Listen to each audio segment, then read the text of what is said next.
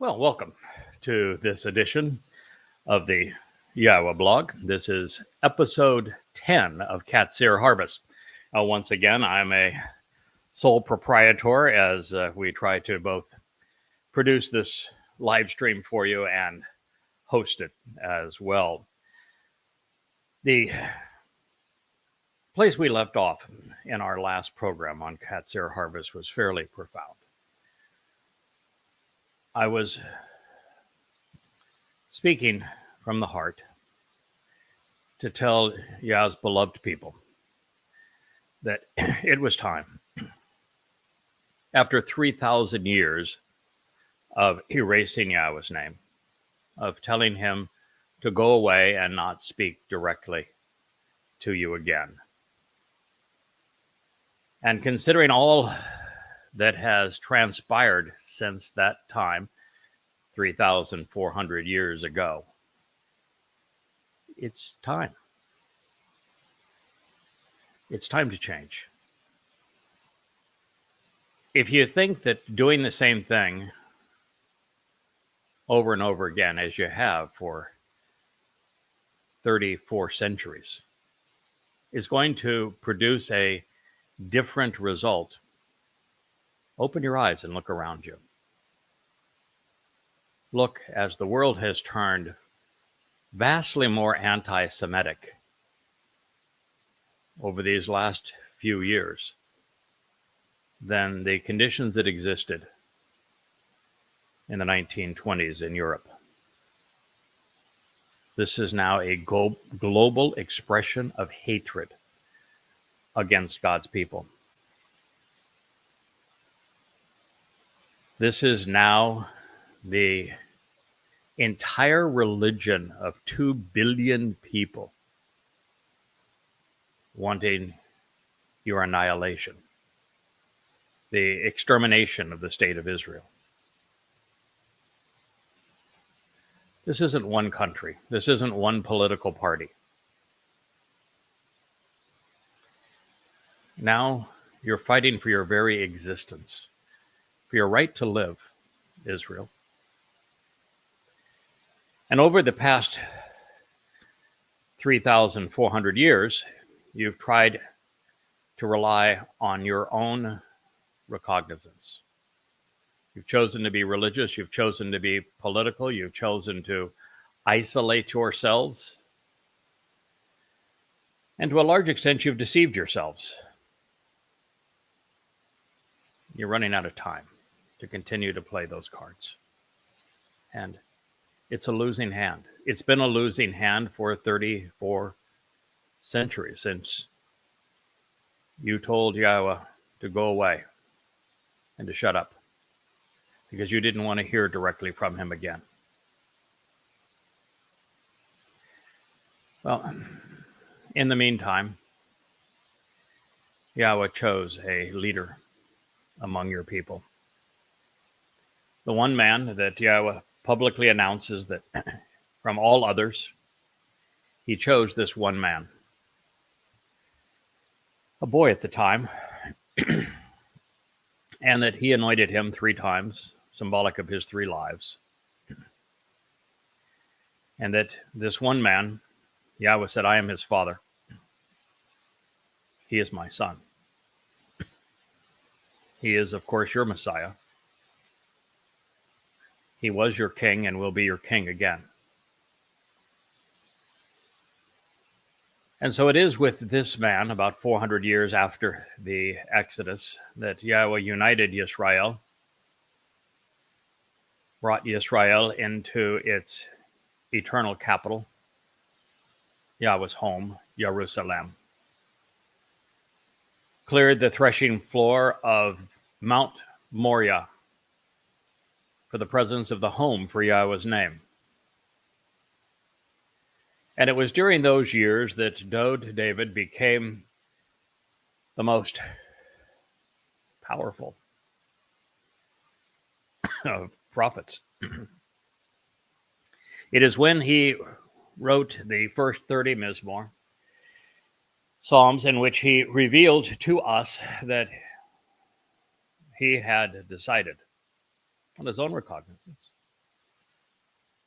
based upon everything he had read and heard from Yahweh, that he would volunteer to serve as the Passover lamb. And we read in these first 30 Mizmor, God concurring with Dod's decision, knowing that it was the right call, knowing he was not only the best person to serve in this role, he was the only one. And collectively, they decided to do so, and Dod would write first-person accounts as a prophet of what he would endure 1,000 years later, in year 4000 33 CE, as he was subjected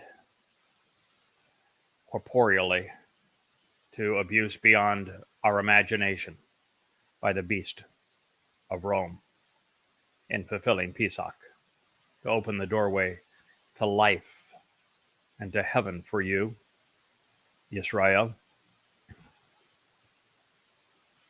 But he went far beyond this.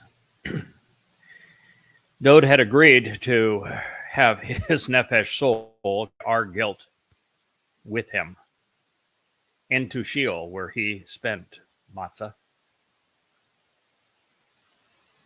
depositing it there, never to be seen again, and therefore making us appear perfect in Yahweh's eyes, perfecting the covenant family, as the second condition, the covenant requires that we walk to Yahweh along the path he has provided, so that he can perfect us. Father and Son did this on our behalf on Pesach and Matzah. The result was Bikurim, where Yahweh's firstborn, his Bikor, led the way for us to become part of Bikurim, the firstborn children, where we are enriched and empowered by our presence within God's covenant family. This makes it possible for us to participate in this upcoming Shavuot harvest. But this is the part of the story, Israel, that you have missed. You don't know your Messiah. You are unaware of the true identity of the Son of God. You do not know what occurred in the 80th Yobel year of 33 CE. And that is because the following 2 Yobels actually thereafter, in 133, the founder of Judaism, Rabbi Akiba, foisted another false Messiah to counter the false Messiah that had been used as a crude counterfeit to steal all of the achievements and accolades that Yahweh had ascribed to his son, Dod. Your religion was born out of a second wrong regarding a false Messiah somehow being right. But you didn't learn from that, even though it led directly to the diaspora, which ultimately culminated in the pogroms and in the Holocaust. You learn nothing from it. It's time that you wake up. Follow a different course of action. Stop erasing Yahweh's name. Stop telling him to go away, that you don't want to hear from him again. Start listening to him, which you can do through this program. For reasons that are long and complex, 23 years ago, God chose me to be his voice, to address you and call you home. That is why these programs exist. That is why I turn on these lights and this camera and do these live streams for you, for this particular purpose. It is why I am compassionate and know that this is difficult for you to process. As Jews, you have been lied to for a very long time by those that you have chosen to trust. Your rabbis and your politicians. And they have led you to a horrible place. And I'm here to tell you, Israel, it's going to get much worse. You're now just 15 months from entering the time of Israel's troubles, where the greatest atrocities in the history of the world will be perpetrated. This will culminate with the Teruah ingathering, the sacrifice of the Adamah Parah, a reenactment of what Eliah did now 2,888 years prior, when he lambasted and bested the entire religious and political establishment of Israel. He will do so again. And Yahweh will respond as he did on that day, but even more magnificently. An immortal remnant of Israel will be spared for Yahweh's homecoming 10 days later on Yom Kippurim. And it will occur as the sun sets in Jerusalem, 6:22 p.m. on October 2nd, 2033, year 6000 Yom Kippurim, where 5 days later, the earth will be transformed and we will enter the Gan Eden once again. You don't have very many opportunities. See that menorah over my shoulder? The first 3 have already been fulfilled. You missed them. The next is approaching very swiftly. And the last 3 will be your last opportunities to get right with God. And they will all transpire between now and 8.5 years from now, in year 6000 2033. Time to change. It's time to recognize that the advice that you have been given, whether it be from academia, from Judaism,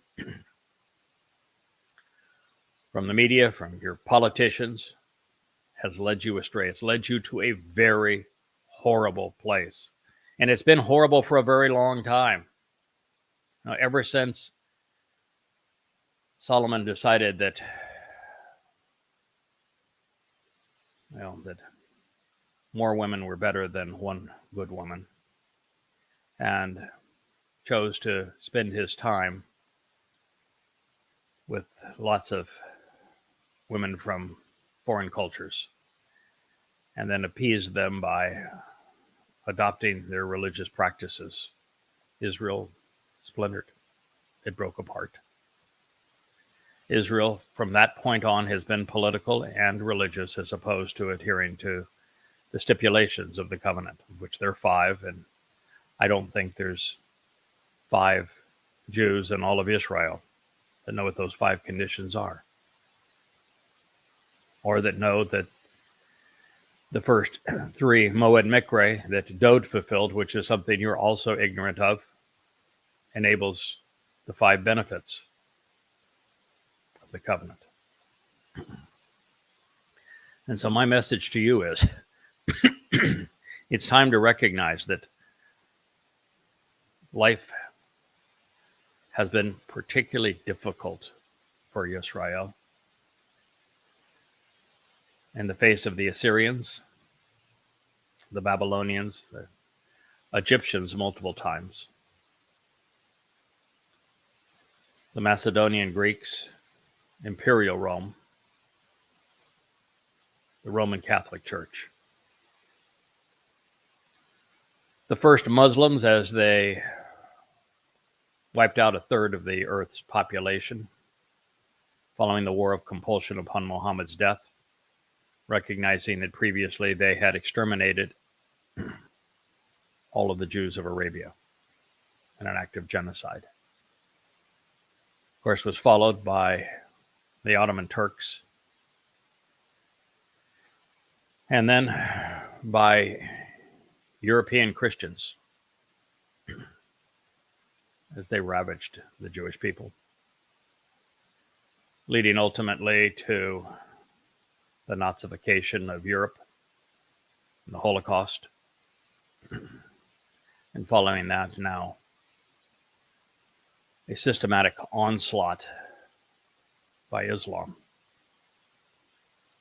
the most anti-Semitic religion in the history of humankind. One, by the way, that would not exist if your rabbis had not sold Talmud readings to Muhammad.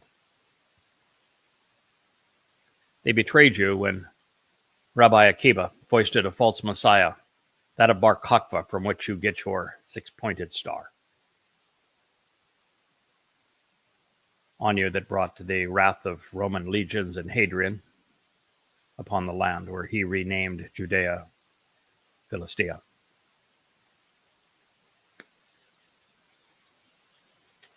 Yes, the founder of Judaism brought this upon you. Hundreds of thousands of Jews were crucified, killed. Many, many more were hauled off as slaves. You have been your own worst enemy. And there is no enemy to Jews that has been harder on Jews than Judaism, right from the onset. And to counter it, many Jews, probably an equal number to those who are Haredim, have become extreme progressives, the most liberal of liberals. And today, progressivism has become a religious conspiratorial cult. And like all conspiracies, like all religions, evidence and reason no longer matter. And it's political platitudes that drive the motivations, the speech, the actions, the responses. And for the most part, they are thoughtless. It is telling in this regard that the overwhelming preponderance of those who were abducted and who suffered under the Islamic assault against Israel on 10/7/23 were extreme liberals. The young people at the rave were hardly conservatives, nor were their parents. And those who reside in kibbutzim, which was the other primary victim of that Islamic attack, are largely socialists. Nothing wrong with being liberal or a socialist in terms of it's no worse than any other political or religious affinity. They're all wrong. But in this case, the story is telling. And the reason the story is telling is because it is and has been the extreme liberals within Israeli culture, community, that have wanted to accommodate Islam, that want to give a state to the Muslims, that brought these Muslims into their homes and onto their farms because they thought that they could all be happy together. We could all get along. We could love one another. And look what happened to you. And because it's difficult to teach someone who has gone full left, I know that's camera right, but my left hand, to learn from their own mistakes rather than acknowledge that they were wrong, that evil cannot be accommodated, that Islam cannot be accommodated, particularly when they were the most victimized by that assault. Rather than blame Islam for abducting and holding loved ones, the extended families and those who rallied around them as liberal and even more liberal, blamed the conservative government, the right-wing government of Benjamin Netanyahu, for the captives being held. Sure, it was insane. But when you're dealing with politics of this sort or religion, sanity is never in the equation. Rather than blaming Islam, they blame the conservative government of Israel, sought to bring it down rather than Islam down. And now worldwide, you have probably 1 billion progressives, extreme liberals throughout the United States, South America, Europe, who are championing Muslims, the perpetrators, the rapists, the pedophiles, the mass murderers, the ones who abducted innocent civilians and then starved them, tortured them, raped them, and have sought to shame and victimize the victims all the more. It's a world that's upside down. You cannot reason with it. And so if you don't remove yourself from this, if you don't come clean from progressive politics, which is exceedingly popular among Jews, and you don't come clean from Judaism, which of course is the religion most popular among Jews, there's no hope. By saying these things, do not mistake for a moment that I am somehow have a political bias and that I'm advocating for MAGA or for some political party that is right-wing. I am not. I have followed Yahweh's advice, and I am apolitical. I point out the flaws on both sides of that political debate. And in Israel in particular, I am disgusted that you can't even form a constitution, that you have no checks and balance on your judiciary, that you have a government that uses the parliamentary system, which is the government of bribes, and that the current government is formed because of an alliance with religious parasites. So I'm no fan of your politics on either side of the aisle.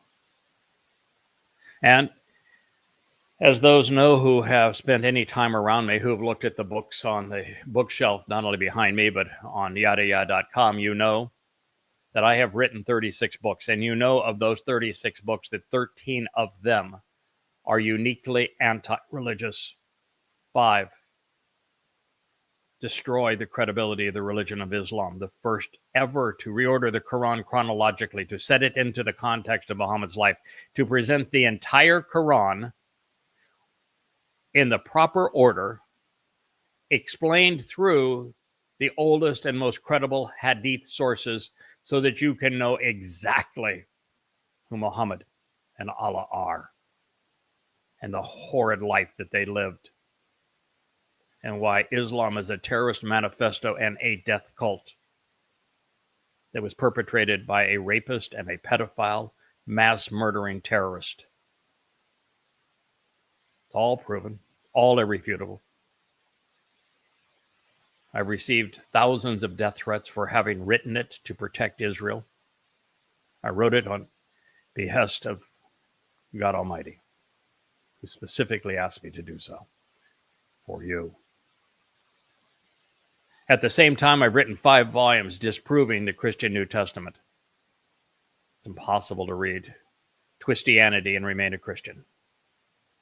And I did so not only because Christianity is the most popular lie being believed today, but because it is that lie, Peter and Paul's false Messiah, their crude counterfeit that buried the accolades and achievements of Dowd, so that the world did not know what he had done until I revealed it just a matter of a few years ago. That he is the Messiah and Son of God who fulfilled Pesach, Matzah, and Bekurim. And so I've cleared away that religious rubbish through Christianity, and I've written another 3 volumes to disprove Judaism. Doing so by absolutely eviscerating the large swaths of the books written in Babel, Daniel, and Ezekiel. So I'm not coming at this because I have a religious prejudice, other than, like God, I despise all of them. I don't come at this with a political prejudice to garner some favor, because, like God, I despise all political parties. I come to you as the voice of God. This is your last call, Israel. Your God still loves you. He chose you, and he isn't going to change. But in all of this time, you've never chosen him in return, and that must change.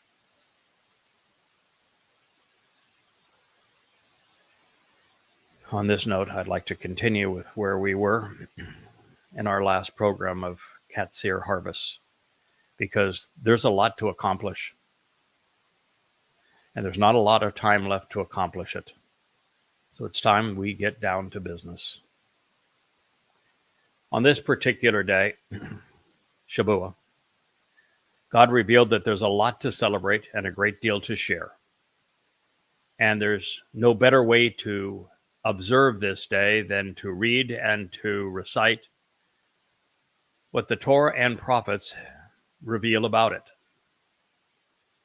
It's time that we invite those who are estranged from Yahweh to come home. If ever a day was esteemed, well, from Yahweh's point of view, there are several that are esteemed, meaning essential. I would normally have been surprised that Shabuah would be among them. Yes, I understand that matzah is esteemed. It is essential. It is the day that Rabbinic Judaism and the culture of the Jews has completely forgotten. They have turned Passover into a 7-day celebration, recognizing that according to Yahweh, the day that is essential is matzah, that the entire celebration is Chag matzah, not Chag Passover. Passover is just the first day of Chag matzah. And that by saying these things, the message is that eternal life, which is what one gains through Dode's fulfillment of Passover, is counterproductive without unyeasting our souls of religious and political corruption during matzah, making matzah the most essential day of all. This leads, of course, to Bikurim, and Shabuah is a Bikurim harvest. And so we've already talked about what are the things that make Shabuah essential. Since it's really Pesach, Matzah, and Bikurim, I view would be essential. And of course, the ultimate fulfillment of Yahweh's return, his homecoming and family reunion with his son Dode on Purim. That's essential. So why are these other two harvests along the way? 3 harvests, Bikurim, Shabuah, Teruah. Why would Shabuah be essential? It's looking over my shoulder there. It's the middle candle. And I can only think of very few reasons. Very few. One of those is that it is essential to know Yahweh's character as a father of children, since Shabuah is a harvest of firstborn children, to recognize that fathers don't like their sons and daughters to be in harm's way. And this is the beginning of the time of Jacob's troubles, when Shabuah will be fulfilled. 7 years before Yahweh's return, the Shabuah celebration 7 years before year 6000 Yah in 2033 is in May, the 22nd of May, a Shabbat, of course, in 2026. And so that's an essential insight. Yahweh exists to remove his children from harm's way.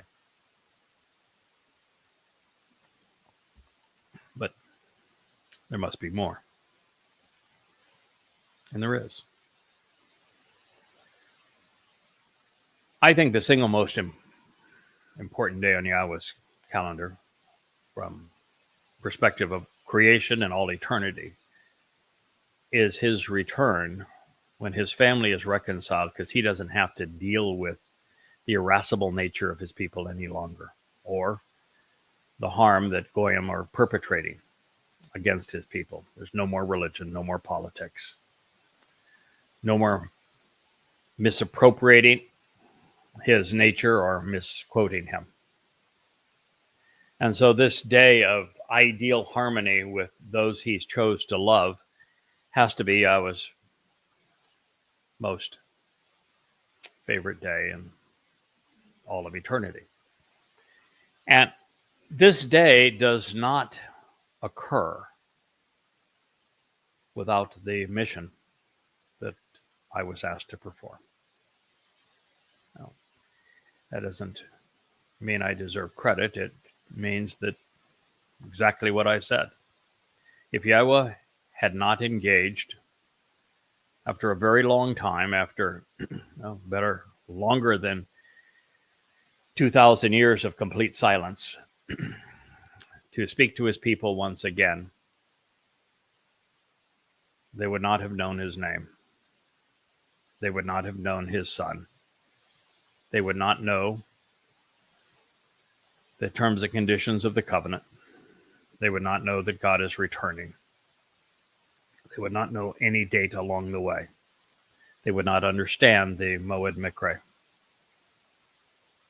They would not be in attendance on Yom Kippurim. And without an audience in attendance on Yom Kippurim, there is no return. And if there is no return, God's already told us the planet would be destroyed. So a lot is riding on this. That would make it pretty essential. If you can tie what Yahweh chose to do collaboratively through me, and don't get all uppity and say, why would God choose to work through someone as ridiculous as you? Well, you can ask him, of course. You can read the thousands of prophecies where he explained why, as another alternative. You can also question why you weren't available, why God constantly revealed that he looked and could find not a single Israelite willing to listen to him and respond to him for thousands of years. And with no one to listen to him, there was no one to act. There was no one to reintroduce his name, his son, the covenant, the Mikre, the timeline, so that you'd be there. That's why he did it. I have no problem if you would prefer that he chose someone else, but what good would that do you? He chose Dod. You chose Shaul, Saul. What good did that do you? He chose Moshe. The children of Israel preferred Aaron. What good did that do you? Yahweh chose the covenant relationship, and yet Israel chose their religions. What good did that do you? It's time we recognize that you told your God, Yahweh, to go away and shut up, that you didn't want to hear from him again, which means that his only option now in speaking to you was through people that he would inspire and communicate through. This is where you are. Stop fighting it. Let go of the lies. Embrace the truth. So if there is a connection between Shabuah and the role that Yahweh has asked me to play on your behalf, then that would be what is most essential. Because without this collaboration, there is no hope for Israel, humankind, or the planet. And in this regard, you have some clues. One is that there are more prophecies regarding this particular role than almost anything in the Torah and prophets. Some of the titles afforded to it are meaningful. Yada, one who knows. Choder, a stem off the main branch, who is Dode. Bashar, herald. But it's also a corporeal individual who serves as a herald, and one whose corporeal body is going to serve in other ways. Just as Dode's did, so will mine. His is the Passover lamb, mine as the Adamah Parah. All of these things are clues.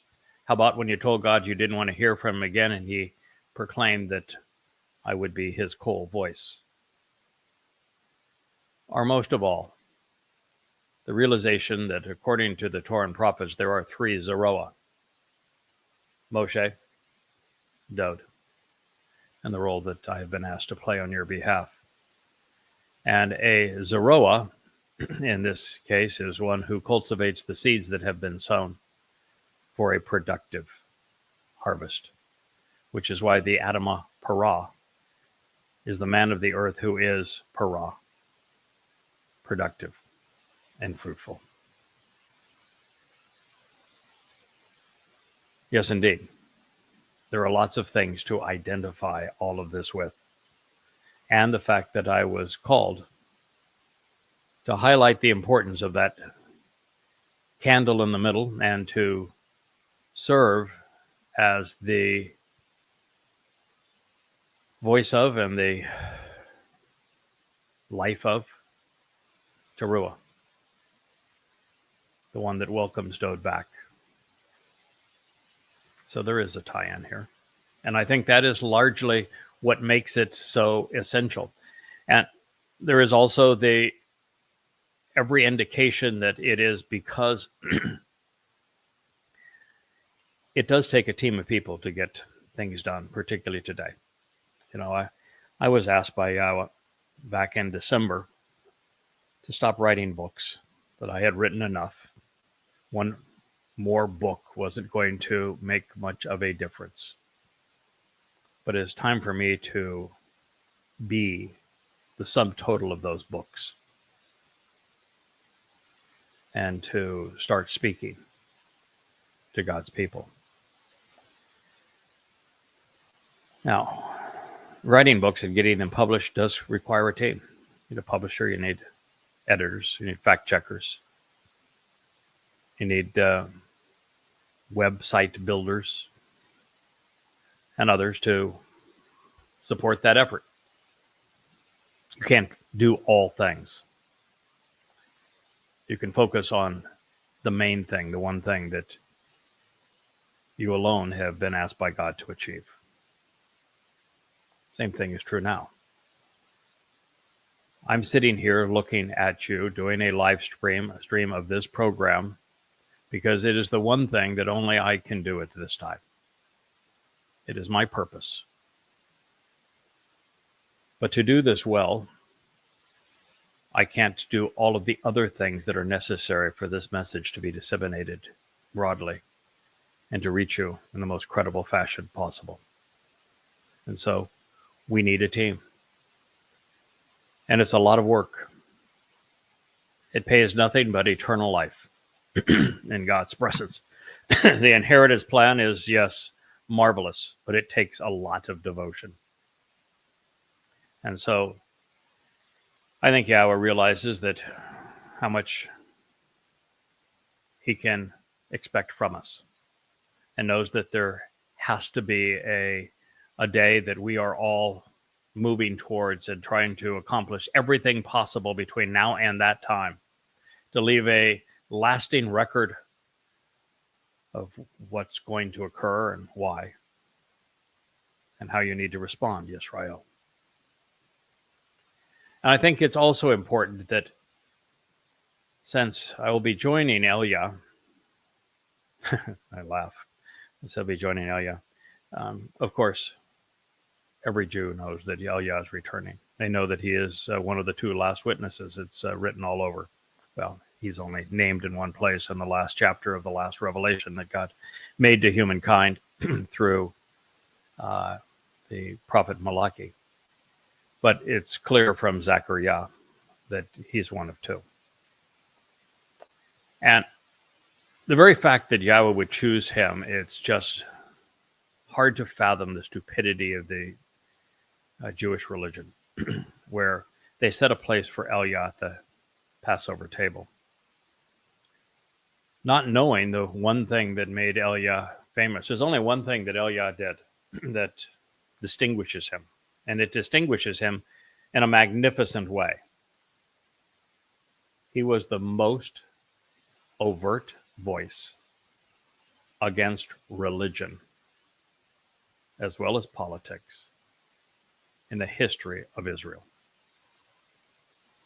He denounced the religion and the political leadership of Israel in an exceedingly sarcastic manner.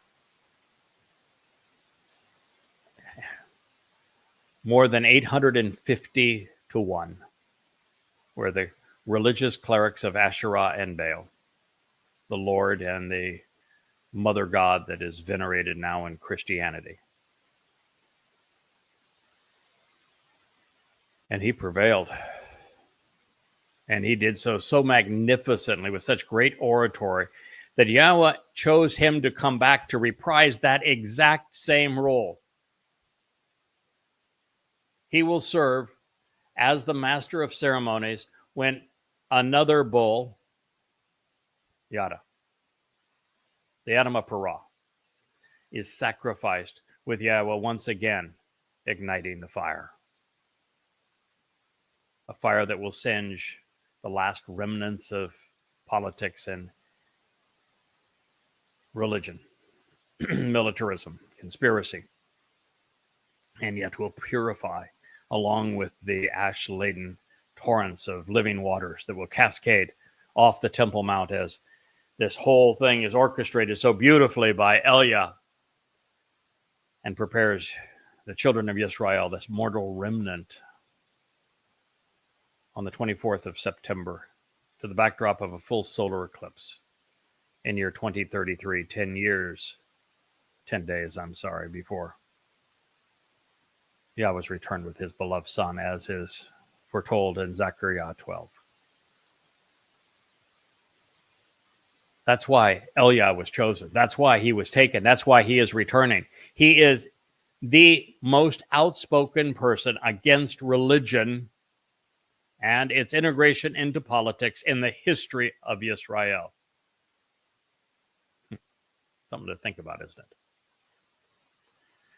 And the man who will stand by his side during the last 3.5 years will be the only man in the history of the world who has written volumes to denounce Christianity, Islam, and Judaism by turning their own words against them, by comparing their words to the Word of God. Something else to think about, isn't it? And so to prepare that final witness, because, Elia, he's my companion here, he will have had 2,888 years to get recharged for this particular event.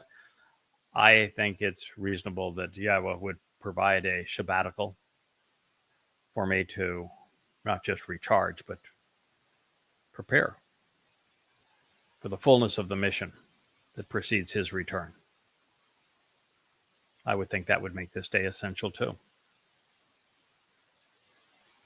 Lots of reasons for it. Recognizing that it is the last off-ramp before the time of Israel's troubles. Recognizing that This is a bright line fulfillment of prophecy that no one should miss. And recognizing that by harvesting this ingathering of standing grain, of those who are still standing upright and contributing to this covenant family on behalf of Israel at this moment and time, Yahweh assures success. He is assured that there will be those who love Israel, who love him, who know him, who admire his son, who are there at the homecoming on Yom Kippurim. And that makes it especially essential. The Mikra of Shabuah is so marvelous in so many ways. This continues. You should not endeavor to perform or accomplish any of the work of the Malakah.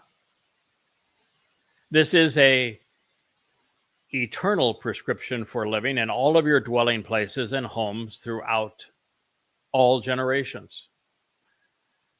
Called out Leviticus Kara 23:21.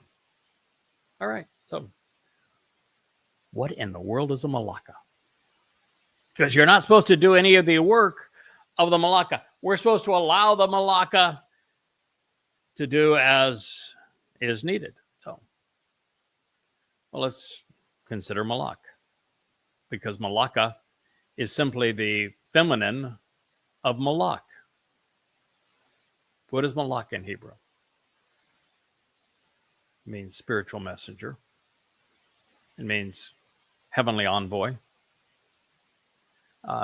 The beings that are miscast as angels because of the Greek New Testament translating Malak to Agelos, and then Nimrods out there with no functioning brain cells transliterating the Greek as opposed to translating either the Hebrew or the Greek, have created as angels. Well, that's who they would be. They are Malak, spiritual beings, God's messengers, his envoys.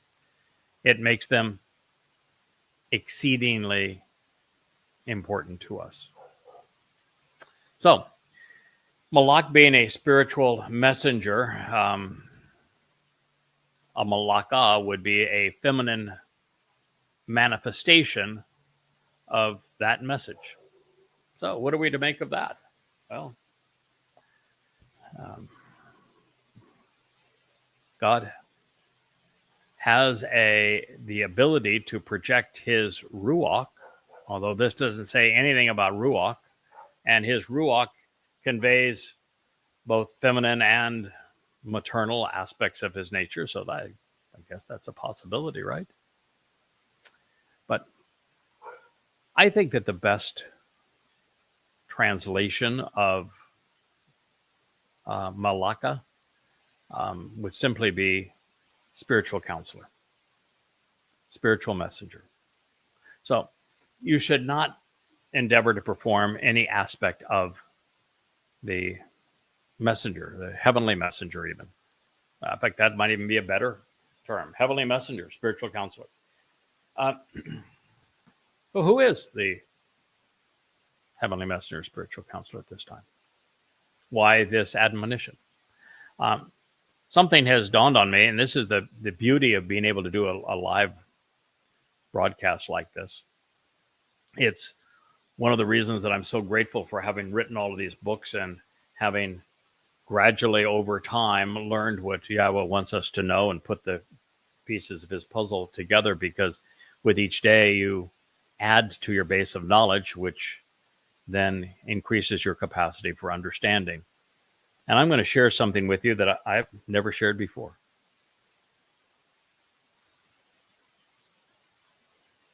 I think that to a very large degree, Yahweh has asked me to serve as the Malakah. I am the messenger for this day.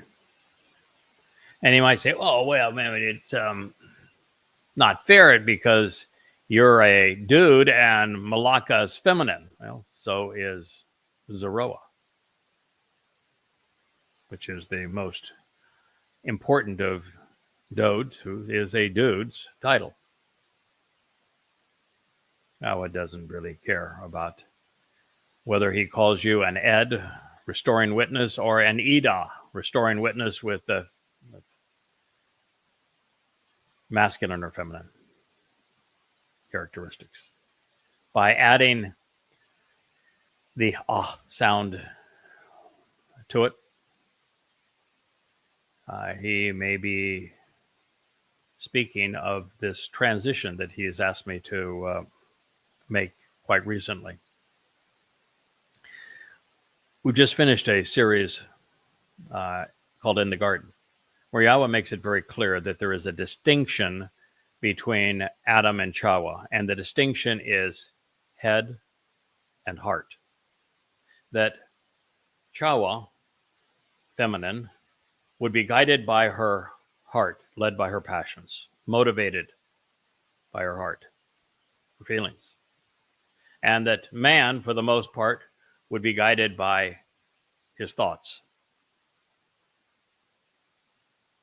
And now you look at the difference between Malak and Malacca and these books that I wrote versus this program now where I'm addressing you.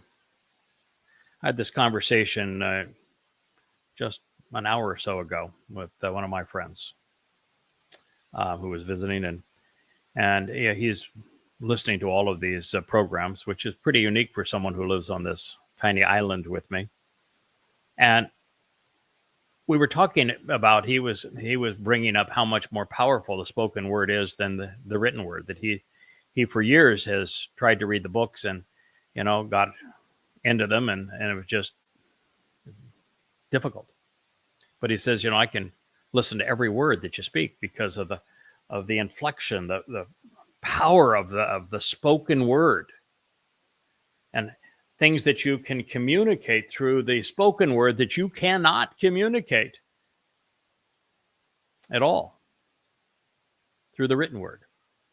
And I tried to back down a little bit, and I said, the written word is a much more effective means of educating because it is enduring. It's, if you want to convey an enduring message, you need to put it in writing, which is what Yahweh did. And he says, but today with your Facebook presentations, your YouTube and X and the like, where you're live streaming, Rumble, Odyssey now, you are in a position where the spoken word is enduring. So now the spoken word is actually more powerful. It does everything the written word can do and much more. People can look at your expression. They can hear the tone of your voice. They know that you are speaking the truth to them. They know that they can trust you. Much more powerful. And what I realized when he was speaking that, and I shared with him, I said, the difference really is that the written word is all up here. You process it all mentally. There's no emotional tug. It's all cerebral. Spoken words, passion. It grabs us in the heart. And so it's a far more feminine appeal. And today, I would say that the vast majority of people have a difficult time devoting the attention span required to read. But they love the spoken word, particularly when it's delivered with some sense of enthusiasm and passion, conviction. And so this is a message of God for our time, being delivered by God's chosen Malacca. As we have gone from the Malacca of these books to the Malacca of these words. Let me share one other thing with you. The one thing that makes me different than everyone and anyone who has ever lived. One thing. You read it in the 11th chapter of Yashaya. As the Choder, I have the benefits of Yahweh's 7 spirits, his 7 Ruach. The Ruach is a feminine noun. And see, one soul, empowered, impassioned, emboldened, enlightened, with 7 Ruach, makes that soul, which, by the way, is feminine in Hebrew, empowered by the Ruach, feminine in Hebrew, a feminine manifestation of Malach. And it becomes prophetic because we had a breakaway group that, we had a psychopath at the center of it who maneuvered herself in a position where she could glom onto and mislead, abuse, beguile people who I thought were essential to this mission, who now are gone and aren't even missed. But she did that, claiming and them publicly announcing that they were refuting what I was saying, because what I was saying was deadly, because I wasn't giving enough credence to Spirit Mom. Well, there is no Spirit Mom. Yahweh's one. Yahweh's our Father. There's no second person with whom responsibilities are delegated, who has a unique voice, who ought to be venerated uniquely. And yet, no one in human history had ever distinguished the feminine attributes associated with Ruach, spirit, to the extent that I had, and explained how these feminine attributes of Ruach were part of the nature of Yahweh. I know the Spirit well, and I've shared those insights with you. And so now, this has a double purpose. It's telling this recklessly embittered and rebellious group that you ought to back down. Don't ever try to perform or accomplish any of the work of the Malaka. Yahweh chooses through whom he is going to speak, and there is a lot at stake. His people's souls are at stake. Israel is at stake. His son's reputation is at stake. He is warning all who would challenge this to stand down. Do not endeavor to do the work that Yahweh has chosen to do through his chosen implement, his Malaka, through his Ruach. And it also tells you that there is work being performed here, identifying that center candle once again and Shabuah with this particular mission, which is why it is essential. Because this is the last time that Yahweh is reintroducing his name to his people, reacquainting his people with his beloved son, Dod, and presenting them with a proper understanding of the Bereth covenant, the Mikre invitations to meet, and the timeline so that they are prepared. I am therefore heaven's messenger, your spiritual counselor.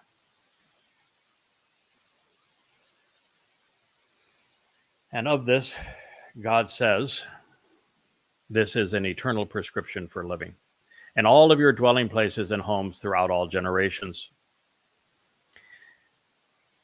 It is. And when God speaks of 1,000 generations, that is thousands of years beyond the 6,000 that have transpired between humanity's expulsion from the garden and our re-entry to it. And therefore, there will be so many more generations to come because of what Yahweh has chosen to do with his Malaka, as this mortal remnant of Israel is spared. And it is by preparing Yah's final Zeroah for this mission, just as he prepared Dod. When Dod served as the Pesach El, it was not at the end of his first life. I am certain, as much as I respect my king, my brother, my Messiah, recognizing his words and deeds towards the end of his 70-year life, he didn't have it in him to give what was required to serve as the Passover lamb. He just didn't. It had been a rough life, with his own son rebelling against him, a battle against the Philistines, all of 66 battles he had to fight protecting Yisrael. And so Dod could not have done it without the break. His was 1,000 years. It was a big mission. He had to actually take our guilt into Sheol. Big damn mission. And so Yahweh enabled him to recharge. Yahweh enabled him to prepare for this essential mission over that 1,000 years. And Shabuah is this opportunity to accomplish the same thing, because I'm the one of only two people asked to lay down my bashar to save God's people. And I have to tell the 7 Ruach to depart from me. I have to tell all of the Malak that are protecting me to stand down. And then I have to allow the corporeal manifestation of the spirit that I have thwarted with my books against Islam, Christianity, and Judaism, and with this message calling Yisrael back home, Hasatan, the adversary. I have to allow him to bludgeon me to death so that Yahweh can use the sacrifice of the Adamah Parah to prepare his people for his return, just as he prepared his people for the Exodus and the journey to the Promised Land 3,400 years ago, and then prepared them to live in his company 2,000 years ago through his son's fulfillment of Pesach. And so I'm going to return not as the pure mortal man inspired with the 7 Ruach of Yahweh that you are listening to and looking at this moment, but as a Malaka, as a heavenly messenger alongside Elia. Even the names are interesting. Yada, Elia. No, Yahweh is God. So this is the Chukah, the clearly communicated and inscribed inscription that cuts us in to life in the family, and so that we can dwell for all generations with our God. That's a lot to process. I think we'll conclude this program at this point. I thank you for listening. May Yahweh reach your soul. May you choose to embrace your God's name. Come to appreciate his beloved Son and what he has done for you. Join us on the Shabuah harvest. Return with us to celebrate God's great reenactment of what Elia did so long ago on Teruah, so that we can all celebrate Yom Kippurim, this father and son return, and then camp out with our Heavenly Father for the next 1,000 years on Sukkah. Thank you for listening to the Iowa blog. I am Yada, your host, Craig Wynn.